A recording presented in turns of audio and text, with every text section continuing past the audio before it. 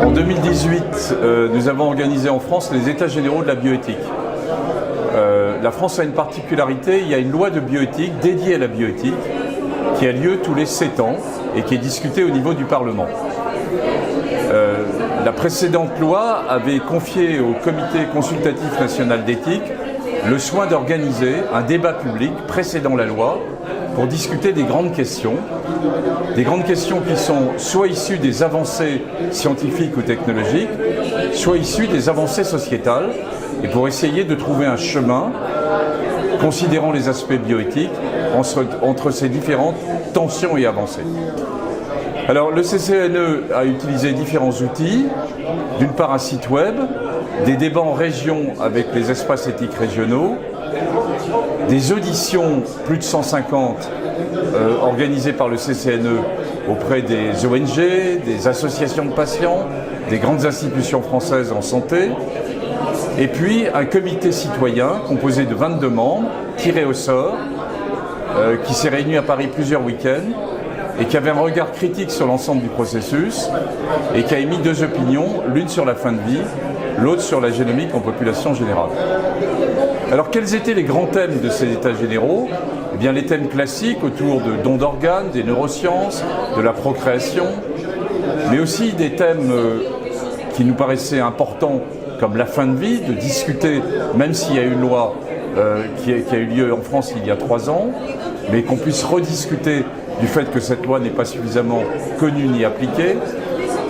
Et puis on avait mis 2 nouveaux sujets, l'un autour de santé et environnement et l'autre de santé et numérique, santé et intelligence artificielle.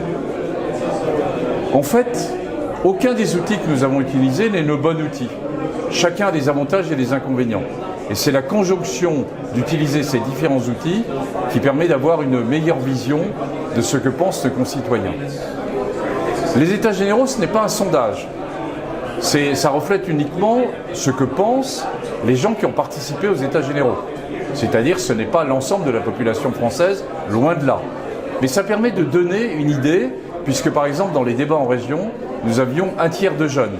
Et on se rend bien compte de la différence de pensée qu'il peut y avoir entre une population plus jeune et une population plus âgée. Alors maintenant, que va-t-il se passer? Le CCNE a fait un rapport de synthèse, essayant de synthétiser ce qu'il a lu, entendu, écouté, et puis ensuite il a émis une opinion pour éclairer les politiques, pour donner quelques grandes directions sur certains sujets. Il a aussi souligné qu'un autre questionnement était sorti de la part de concitoyens, c'est la place de citoyens dans le système de soins. Les Français se rendent bien compte que la médecine du futur va être très différente de ce qu'on a connu jusqu'à maintenant, en particulier avec l'arrivée de l'intelligence artificielle. Mais ils veulent savoir quelle va être leur place. Et je pense que la question est la même au niveau de l'Europe en général. Ces états généraux peuvent être, je dirais, à la fois vus comme une étape indispensable pour la bioéthique. J'irai même plus loin, c'est une étape qui, à mes yeux, devient indispensable en termes de démocratie sanitaire, pour faire les grands choix de santé que nous avons. Les choix doivent être discutés non pas seulement par les experts, non pas seulement par les politiques, mais aussi par nos concitoyens. C'est vrai pour la bioéthique, c'est vrai pour la santé. Alors maintenant, on est dans l'étape ultime en France.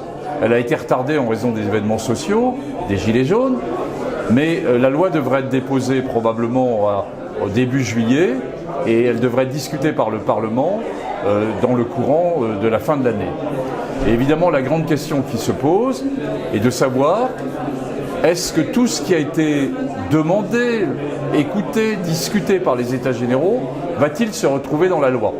Et la réponse, on le sait, est non. La loi ne couvrira pas tout, donc il va y avoir des déceptions. Mais il ne faut pas ces déceptions soient trop nombreuses. Il faut évidemment que le législateur tienne compte de ce qu'a donné finalement la vision citoyenne.